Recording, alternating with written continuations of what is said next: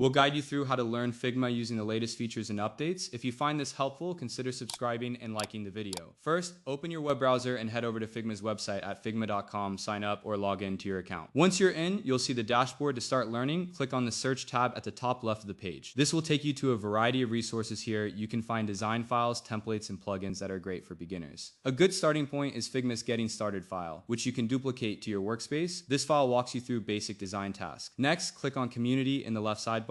This is where you can find user-generated content, tutorials, and workshops. You can follow creators to get updates on their new files and tips. Another essential resource is Figma's own Learn Design section, which you can access from the Resources dropdown. It offers structured lessons on design principles and Figma tools. To practice, create a new design file by clicking the New File button on the dashboard. This opens up a blank canvas where you can experiment with shapes, text, and components. Make sure to use the Frame tool to organize your design space effectively. If you're a visual learner, Figma also provides video tutorials on YouTube, which are linked in the Resources section. Finally, join Figma's community forums to ask questions and share your progress. Engaging with other designers can provide valuable feedback and inspiration. Don't forget to subscribe and comment if this helped you out.